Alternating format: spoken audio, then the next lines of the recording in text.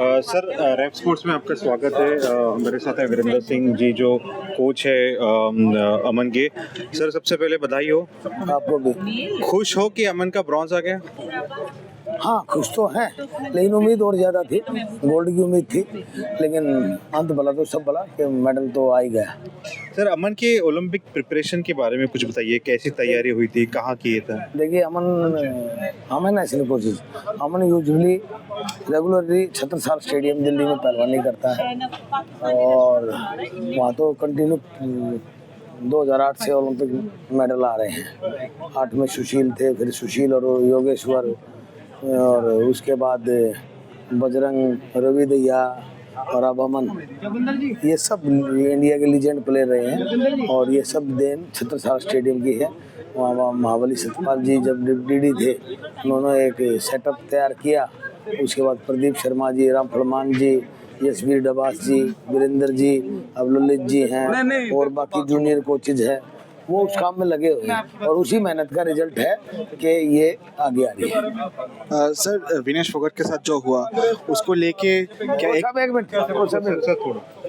उसको लेके क्या एक अलग सा टेंशन था अमन को लेके कि वेट मेंटेन करने का एक जो अलग सा प्रेशर होता है, कैसा था? विनेश ने तो एक अद्भुत काम कर दिया था परसों, अद्भुत, उम्मीद से भी ज़्यादा।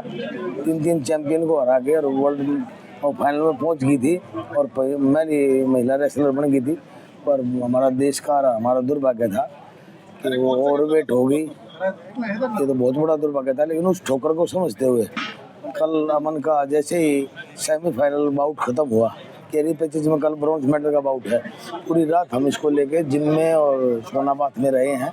करीबन 1-1.5 घंटे का तो एक सेशन हमने यहीं पूरा कर लिया था।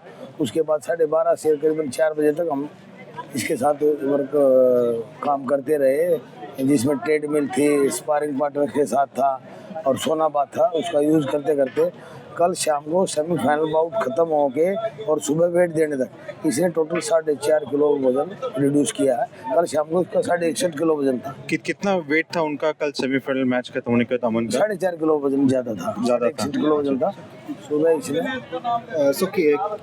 ये कितना डिफिकल्ट था, मतलब इतना रेसलिंग लड़ने से ज़्यादा डिफिकल्ट है वेट कट करना। इसका एक प्रोसीजर होती है, लंबा प्रोसीजर होता है और लंबा प्रोसीजर जब पहले दिन अगर वेट देते हैं उसका प्रोसीजर हफ्ता 10 दिन पहले शुरू हो जाता है। लेकिन जब दूसरा दिन, जिस दिन बाउट लड़ते हो और डाइट लेते हो और उसके बाद वेट गेन होता है और तुरंत एक रात के बाद अगर आप वेट कट करते हो, ये तो एक आत्महत्या जैसा काम होता है।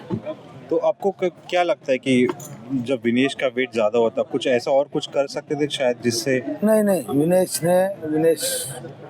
थ्रू आउट प्रयास किया बेचारे ने। नहीं, उन्होंने तो किया, लेकिन शायद कहीं ना कहीं तो कुछ नहीं, कोई कमी खिलाड़ी से नहीं सर, खिलाड़ी से नहीं, कुछ हमारे शायद हो सकता है कि खाने में शायद कुछ नहीं, जो उसकी टीम थी और उसके साथ जो थे, किसी ने कमी नहीं छोड़ी। सिर्फ ये हमारे देश का दुर्भाग्य होना था कि विनेश के नाम का मेडल नहीं था, न तो उस लड़की ने अपनी तरफ से कोई कमी नहीं छोड़ी थी। उसकी टीम ने वो पूरी रात लगी रही, उसके साथ आई हो के ये चीफ मिशन है, वे भी साथ थे और उसने भी जिस दिन सेमीफाइनल बाउट जीती थी, उसने भी सेम अमन की जगह 1.5 घंटा पहले प्रैक्टिस, विलेज गेम में जाने से पहले 1.5 घंटे का प्रैक्टिस सेशन मैट पे किया था। सर, एक अमन की एक खास चीज़ बताइए जो उसको सबसे दुनिया में सबसे फोकस।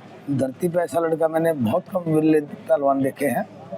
कोई विदेश आता है तो कोई थोड़ी देर के लिए 1 घंटा मार्केट चला जाता है, घूमने चला जाता है, फोटोग्राफी करता है, फोन में बात करता है। इसका एक ही टारगेट होता है, अपने होटल का कमरा और एरिना। तीसरी जगह इसकी लाइफ में है नहीं। इसके पास फोन है, मतलब कोई फोन तो रखता है ये अपना। फोन कैसे रखता है? लेकिन वो फोन ठीक ठाक रखता है। जब ये एशियन गेम में गया था, जब मिला था इसको, लेकिन उस फोन का use 1-on-1 only for wrestling करता है, रेसलिंग के लिए। चलिए सर, बहुत बहुत धन्यवाद आपसे। धन्यवाद आपका।